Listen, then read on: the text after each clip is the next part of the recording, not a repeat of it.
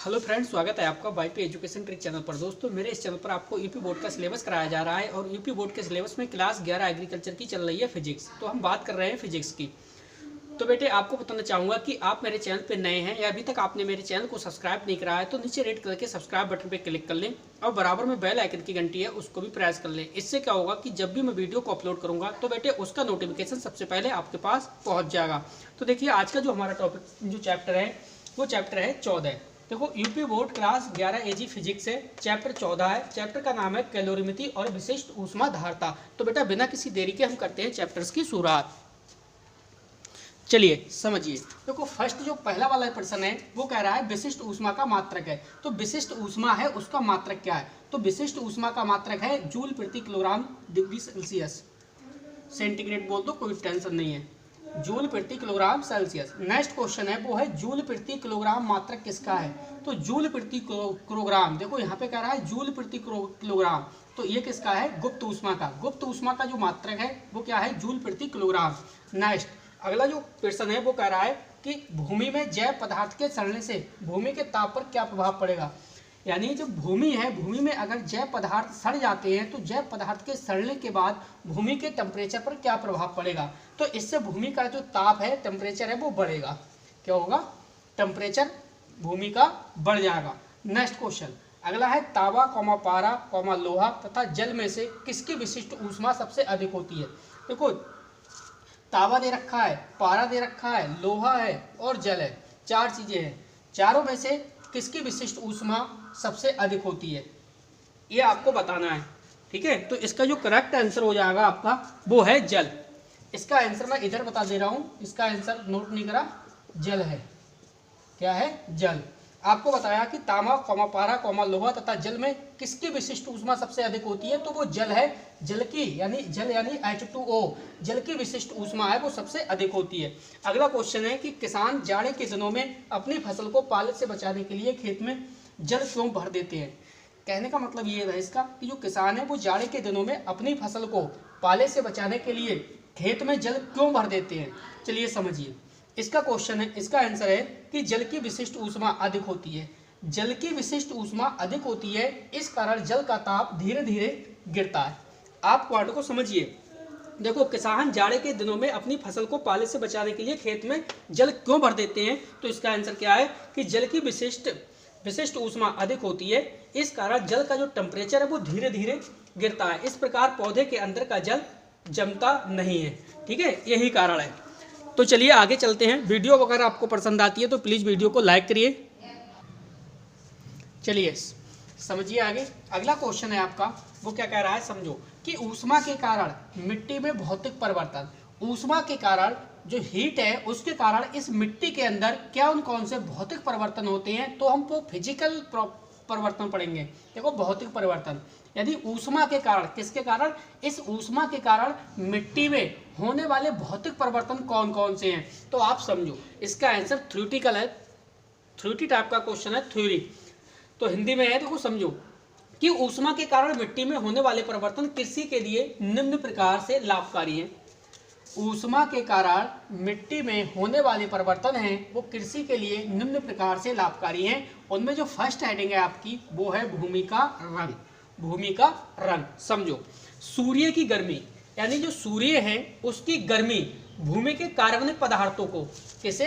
कार्बनिक पदार्थों को जलाती रहती है तथा पौधों के पोषक तत्व भूमि से नष्ट होते रहते हैं। आप समझ रहे हो? भूमि का रंग एक पहला पॉइंट ये है, ये भी किसके लिए है? ऊष्मा के कारण मिट्टी में भौतिक परिवर्तन आप पढ़ रहे हो तो उसमें है भूमि का रंग। सूर्य की गर्मी से जो कार्बनिक पदार्थ हैं उनको जलाती रहती है। यानी सूर्य की जो गर्मी है, कहीं ना कहीं जो सूर्य की तेज गर्मी के कारण भूमि के कार्बनिक जो पदार्थ है उनको जलाती रहती है तथा पौधों के पोषक तत्व भूमि से नष्ट होते रहते हैं। नेक्स्ट है मृदा विन्यास। अगली हेडिंग क्या आएगी? मृदा विन्यास। तो मृदा विन्यास में समझो मृदा कणों के आपस में जोड़ने के क्रम को मृदा कण, मिट्टी के अंदर जो कण हैं, मिट्टी के जो कण हैं उन कणों की बात हो रही है। मिट्टी के कणों को आपस में, कैसे? मिट्टी को कणों को आपस में जोड़ने के क्रम को मृदा विन्यास कहते हैं। मृदा जल अधिक अथवा कम होने पर भूमि का जो ताप है वो कम या ज्यादा हो जाता है। यानी मृदा जल यानी मिट्टी यानी मृदा जमीन का जल अधिक अथवा कम होने पर जो भूमि का टेम्परेचर है, भूमि का ताप है, वो कम अथवा ज्यादा हो जाता है। अतः ऊष्मीय परिवर्तन से प्रभावित मृदा विन्यास अपरोक्ष रूप से पौधों के लिए वृद्धि पर प्रभाव डालता है, पौधों की वृद्धि के लिए क्या होता है, सहायक होता है। तो बेटा 2 पॉइंट हमने समझ लिए, अब समझेंगे आगे। अगला पॉइंट देखते हैं क्या है। वीडियो को लाइक करिए और ज़्यादा से ज़्यादा अपने दोस्तों में वीडियो को शेयर भी कीजिए। चलिए अगला पॉइंट समझिए। अगली जो हेडिंग है वो है भूमि का गठन। क्या है, भूमि का गठन। इसमें समझिए आप, जिन भूमियों का ताप यानी जिस भूमि का टेम्परेचर ताप प्राय कम होता है वहां पर भारी भूमियां पाई जाती हैं। क्या है, जिन भूमियों का टेम्परेचर है, ताप है, प्राय कम होता है वहां पर भारी भूमियां पाई जाती हैं, अर्थात भूमि के कणों का आकार जो है वो छोटा हो जाता है। भूमि के कणों का आकार क्या है बेटा, वो कैसा हो जाता है, छोटा हो जाता है। भूमि के गठन का पौधों की वृद्धि से सीधा संबंध है, यानी जो भूमि के गठन का संबंध है वो आपको ध्यान रखना है। जो प्लांट है, पौधा है, उसकी वृद्धि से सीधा संबंध है। क्लियर। अगली जो हेडिंग्स है वो है भूमि का आपेक्षिक घनत्व। तो इसमें समझो आप, भूमि के आपेक्षिक घनत्व में मृदा ताप अधिक होने पर क्या कह रहा है, मृदा टेम्परेचर, ताप के मतलब टेम्परेचर, मृदा टेम्परेचर अधिक होने पर भूमि का जो घनत्व है वो बढ़ता है। घनत्व का मतलब डेंसिटी, यानी भूमि की जो डेंसिटी है वो बढ़ती है। जब यहाँ पे टेम्परेचर बढ़ेगा, मृदा का जब टेम्परेचर अधिक होगा तो भूमि का डेंसिटी यानी भूमि का घनत्व जो है वो बढ़ेगा, तथा रंध्राकाश क्या होगा, कम होता है। ठीक है। इसका एक पॉइंट और है, वो भी आप समझ लीजिए। चलिए अगला जो पॉइंट है वो है भूमि में चिपकने का गुण। 5वां पॉइंट क्या है, भूमि में चिपकने का गुण।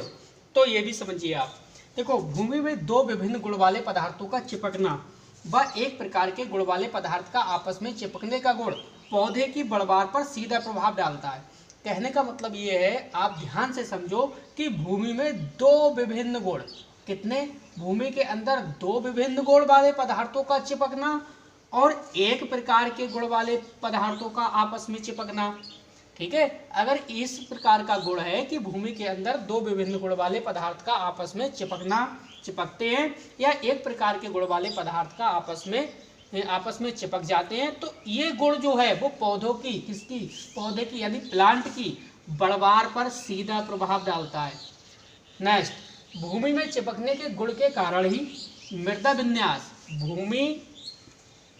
भूमि में चिपकने के गुण के कारण ही मृदा विन्यास का निर्माण होता है। जिन भूमियों में मृदा के कण छोटे छोटे होते हैं, कैसे, छोटे छोटे, मृदा के कण, मिट्टी के कण कैसे होंगे, छोटे छोटे होंगे, व कार्बनिक पदार्थ अधिक होता है, उनके कण आपस में चिपकने से मृदा विन्यास दानेदार बन जाता है। अधिक ताप, कितना, अधिक ताप चिपकने वाले गुण को कम करता है।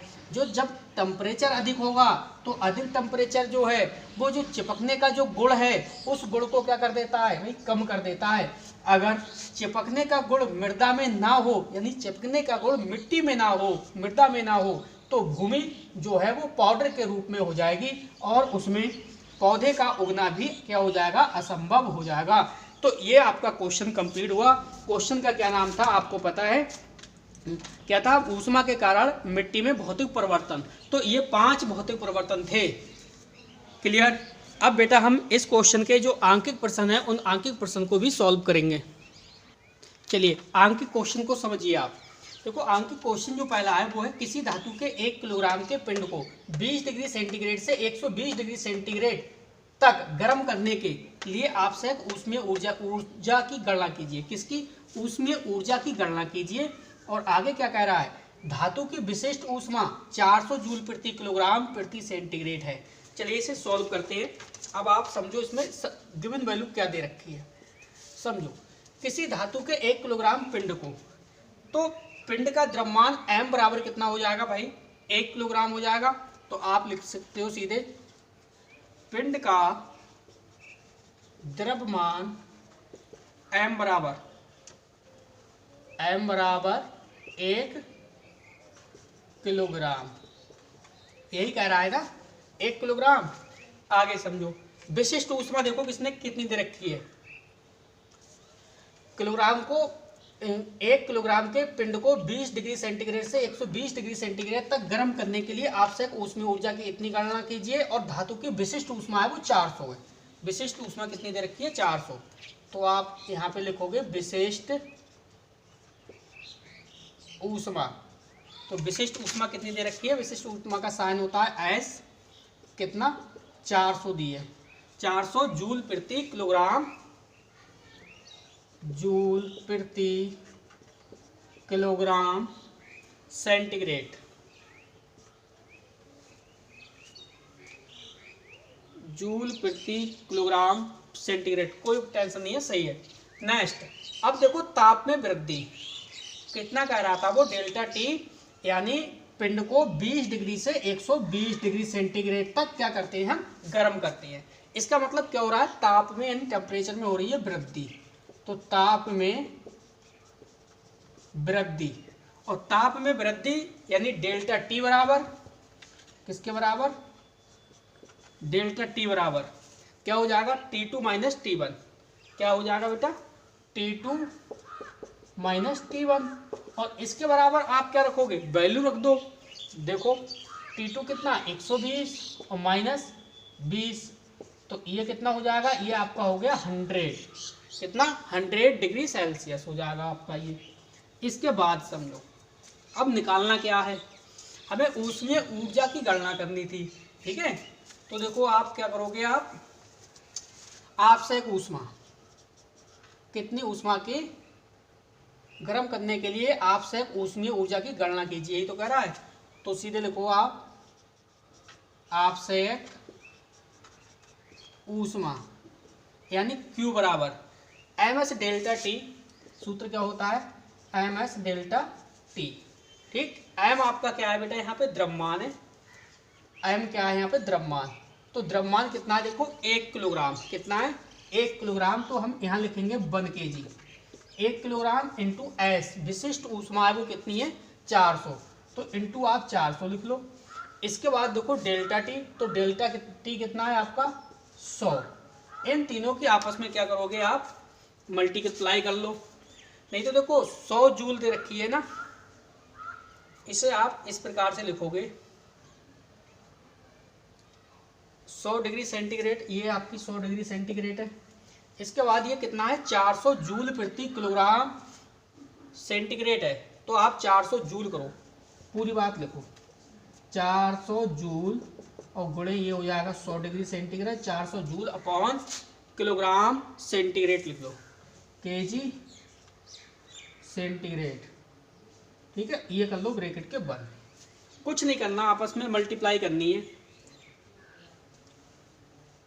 तो मल्टीप्लाई करनी है, ये आपका किलोग्राम में है, जब किलोग्राम में है तो ये कितना किलोग्राम हो जाएगा, समझो आप पहले देखो 2 जीरो और 2 जीरो, 4 जीरो तो आने आने, ठीक है। कितने जीरो, 4 जीरो, आप 4 जीरो लगाओ, 4 जीरो, और 4 एकम 4 और 4 एकम 4, इतना आया, इकाई, दहाई, सैकड़ा, हजार, 10,000, कितना 40,000 जूल। कितना आया इसका आंसर, 40,000 जूल, यही इसका आंसर है फाइनली। तो बेटा आपको वीडियो पसंद आ रही है तो प्लीज़ वीडियो को लाइक करिए और ज़्यादा से ज़्यादा अपने दोस्तों में शेयर करिए। इसके जो नोट्स हैं वो शाम तक आपके व्हाट्सएप ग्रुप में सेंड कर दिए जाएंगे। तो बेटा चलते हैं आगे की ओर। चलिए इस क्वेश्चन को समझिए आप। क्वेश्चन है आपका 100 डिग्री सेंटीग्रेड के 50 ग्राम जल को 150 ग्राम ठंडे जल में मिलाने पर मिश्रण का जो ताप है वो 50 डिग्री सेंटीग्रेड हो जाता है। ठंडे जल का प्रारंभिक ताप ज्ञात कीजिए। क्लियर, तो समझिए, देखो इस क्वेश्चन को आराम से सॉल्व करेंगे, कोई भी समस्या आपको नहीं आएगी। तो देखो पहले तो देखो गर्म जल का द्रव्यमान कितना दे रखा है। गर्म जल का द्रव्यमान, जो आपका गर्म जल का द्रव्यमान है वो है आपका 50 ग्राम। कितना है, 50 ग्राम। इसके बाद ठंडे जल का द्रव्यमान, तो ठंडे जल का द्रव्यमान, ठंडे जल का द्रव्यमान आपका कितना है 150 ग्राम है, 150 ग्राम। इसके बाद आपको करना क्या है भाई, गर्म जल द्वारा दी गई ऊष्मा, क्या लिखोगे आप, गर्म जल द्वारा दी गई ऊष्मा, गर्म जल द्वारा दी गई ऊष्मा, यानी हम प्रदर्शित करेंगे Q1 से, Q1 बराबर m1 s डेल्टा टी। क्या हो जाएगा, m1 s डेल्टा टी। ठीक है, एस आपका क्या है, विशिष्ट ऊष्मा, m द्रव्यमान, डेल्टा टी आपका टेम्परेचर घटने बढ़ने वाला जो टेम्परेचर होता है वो। ठीक है, तो m1 की वैल्यू देखो आप कितनी है, द्रव्यमान आपका दे रखा है 50, तो आप 50 लिख लो। विशिष्ट ऊष्मा देखो कितनी दे रखी है भाई, विशिष्ट ऊष्मा देखो क्या कह रहा है, 100 डिग्री ताप के 50 ग्राम जल को 150 ग्राम ठंडे जल में मिलाने पर मिश्रण का ताप 50 डिग्री सेंटीग्रेड हो जाता है। ठंडे जल का प्रारंभिक ताप ज्ञात कीजिए। तो आप क्या रखोगे, एस की जगह 1, तो इंटू कितना 1, और डेल्टा टी है तो डेल्टा जी की जगह कितना आ जाएगा, देखो 100 से कितना हो जाता है 50 ग्राम, 100 सेंटीग्रेड ताप के, और फिर मिलाने पर मिश्रण का ताप कितना हो जाता है 50 डिग्री सेंटीग्रेड। तो हम कितना रख सकते हैं यहाँ पे, 100 माइनस 50 लिख सकते हैं, 100 माइनस 50 कर सकते हैं। अब देखो इधर देखो, 100 में से 50 गया, 50 बचा, 50 की गुणा कितनी आएगी, 2500 आ जाएगी। 50 की गुणा कितनी हो जाएगी, 2500। ठीक है, अब आप क्या करोगे, चलिए आगे समझिए। ठंडे जल द्वारा, अभी गर्म जल द्वारा लिया गया था, ठंडे जल द्वारा ली गई ऊष्मा,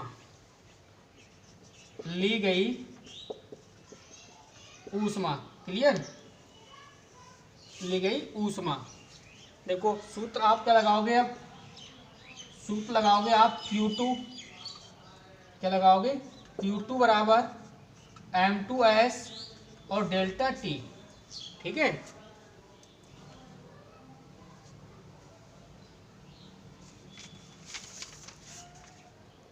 तो आपने क्या समझा, ठंडे जल द्वारा ली गई ऊष्मा Q2 बराबर m2s और डेल्टा टी, वैल्यू लगा लो।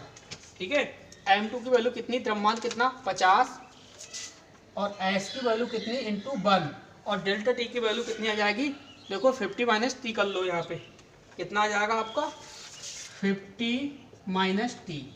ठीक, आगे समझो। अब देखो हम सॉल्व करेंगे कैलोरीमिति के सिद्धांत से। किससे सॉल्व करेंगे हम, कैलोरीमिति के सिद्धांत से। भाई कैलोरीमिति के जब सिद्धांत से हम सॉल्व करेंगे इसे, तो सीधे हम क्या लिखेंगे, दी गई ऊष्मा बराबर ली गई ऊष्मा। क्या लिखेंगे, दी गई ऊष्मा बराबर ली गई ऊष्मा। क्लियर, दी गई ऊष्मा बराबर ली गई ऊष्मा। चलिए समझिए आगे। अब सिर्फ इसकी कैलकुलेशन बकाया है, आमने सामने वैल्यू रख देंगे और हमारा आंसर निकल आएगा। तो देखो दी गई ऊष्मा कितनी है, यहाँ पे चेक करो, गर्म जल द्वारा दी गई ऊष्मा कितनी आई है, 2500 निकल के। तो आप इधर लिखोगे 2500, लिख लिया, और बराबर। अब देखो ठंडे जल द्वारा ली गई ऊष्मा कितनी है, 50 गुणे 1 और 50 माइनस टी। यहाँ पे कैलकुलेशन समझ लेना, ठीक है, अच्छे से। तो देखो अब क्या करना पड़ेगा, थोड़े बोर्ड को रब करना पड़ेगा। चलिए कोई बात नहीं, बोर्ड को रब करते हैं। चलिए आगे समझिए। आगे देखो कितना हो जाएगा आपका, 50 माइनस टी, कितना दे रखा है 50 माइनस टी, ये वाला फैक्टर है, ये आप उठा के ले आओ बाहर, और सीधे सीधे आप क्या कर लोगे, बराबर 2500, और नीचे ये 50 है, ये आप नीचे रख लो। ठीक, अब आप करोगे क्या, देखो आप एक जीरो से एक जीरो काट लो, ठीक है, फिर आप कितने से काटो, 5 से काटो, 150 है ना, 150 रखो,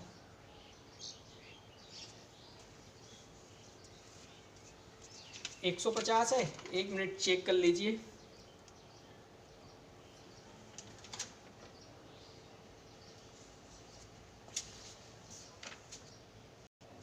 चलिए यहाँ देखिए मिस्टेक हो गई, ये आपका 150 है।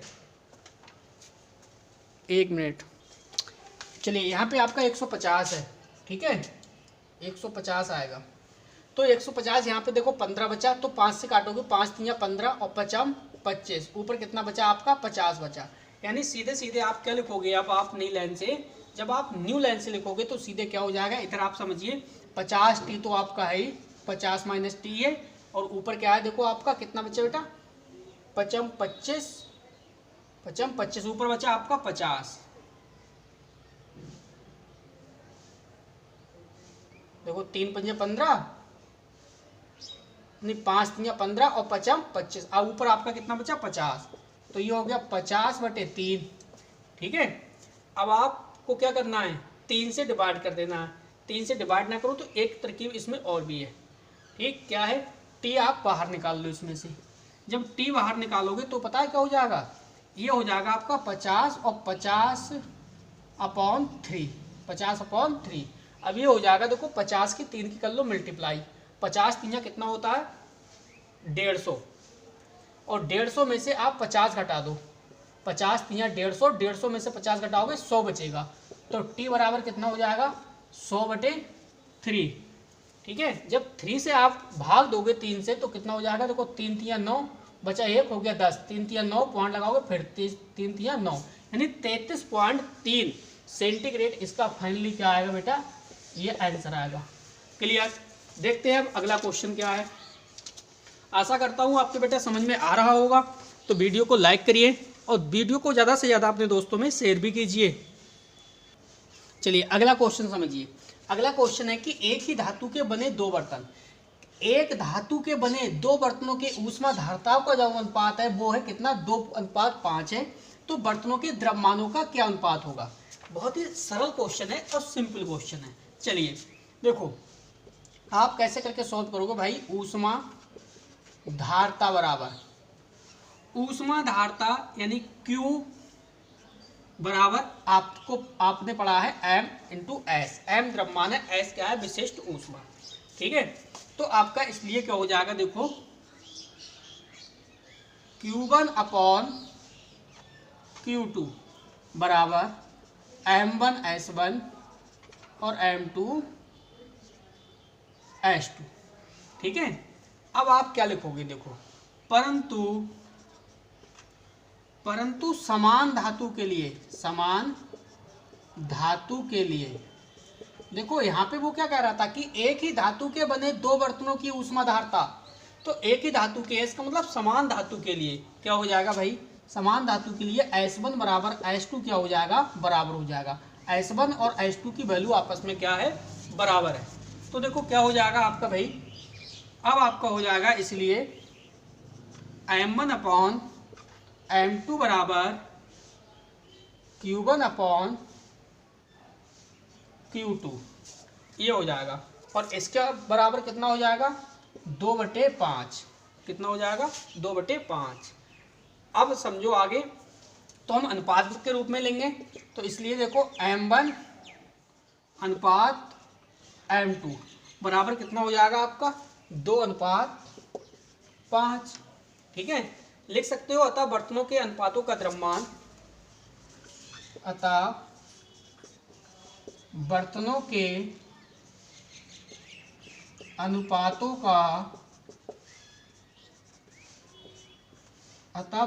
अनुपातों का द्रव्यमान कितना है, द्रव्यमान कितना हो जाएगा 2:5 है, ठीक है। अब थोड़े से पहले मैं महत्वपूर्ण आपको पॉइंट बताऊंगा, इसके बाद अब क्वेश्चन सॉल्व करवाऊंगा, ठीक है।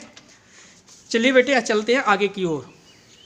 चलिए पहले जो इंपॉर्टेंट बातें हैं 2-3 वो सीख लो, ठीक है। पहले आखिरी मुझे वो ही समझाना था, लेकिन मैं न्यूमेरिकल पहले करवाने लगा। जैसे देखो 1 किलो कैलोरी, देखो ये सूत्र समझो, आप सूत्र समझ लो, महत्वपूर्ण बिंदु समझ लो, ठीक। चलो सूत्र मत लिखो, सीधे लिख लो पॉइंट, नोट करके आप क्या लिखोगे, महत्वपूर्ण बिंदु है, ठीक है।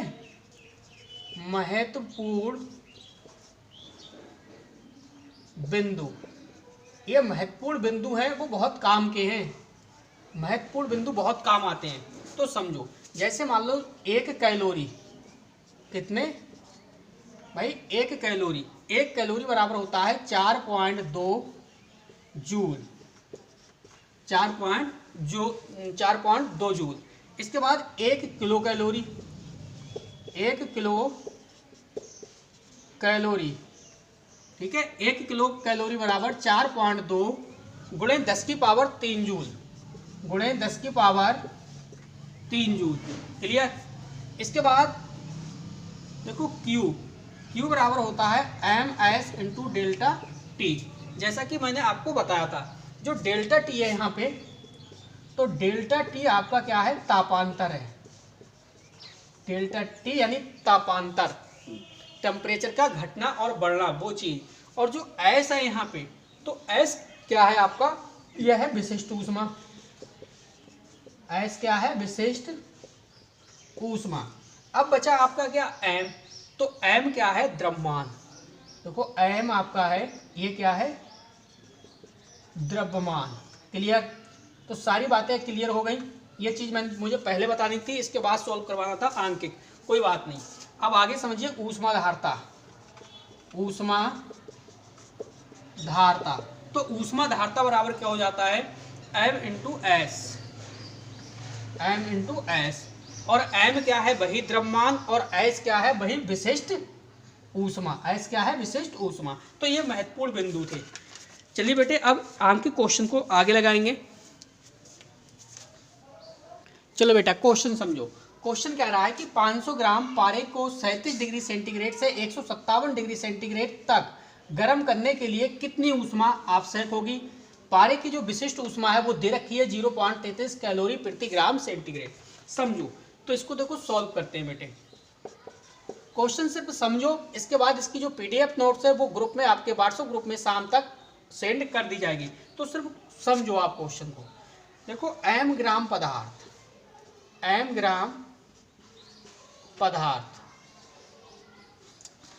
m ग्राम पदार्थ यानी विशिष्ट ऊष्मा का ताप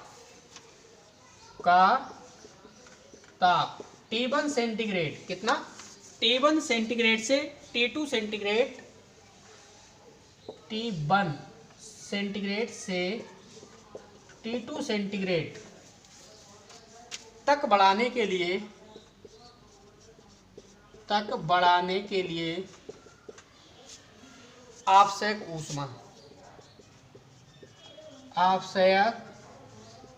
ऊष्मा, ठीक है। तो ये हो जाएगा, देखो Q बराबर MS T2 minus T1 calorie. Clear. आगे लिखोगे यहाँ M बराबर 500 ग्राम, M बराबर कितना है, 500 ग्राम, द्रव्यमान आपका 500 ग्राम है। S यानी विशिष्ट ऊष्मा इसने दे रखी है कितनी, 0.33 कैलोरी प्रति ग्राम सेंटीग्रेड। T1 कितना है, 37 डिग्री सेंटीग्रेड। T1 की वैल्यू कितनी है, 37 से 157 है, तो 37 डिग्री सेल्सियस। इसके बाद देखो T2, तो देखो T2 कितना है, T2 बराबर कितना है, 157 डिग्री सेल्सियस, 157 डिग्री सेल्सियस। कोई बात नहीं है, फार्मूले में लगा लेते हैं, ठीक। अब फार्मूले में लगा लीजिए, क्वेश्चन आपका सॉल्व हो जाएगा। तो देखो फार्मूला क्या, वही Q बराबर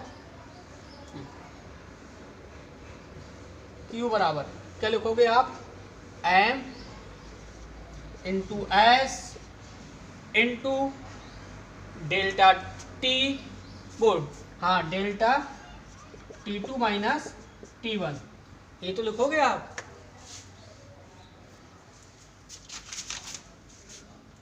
सिर्फ इतना ही रहने दो, T2 माइनस T1, ठीक। अब आप वैल्यू लगाओगे, क्वेश्चन सॉल्व हो जाएगा।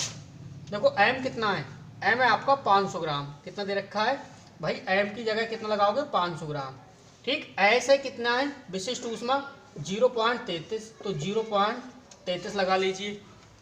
33 नहीं है, 333 है, ये 333 है, ठीक है, 33 नहीं है बेटे, 333 है।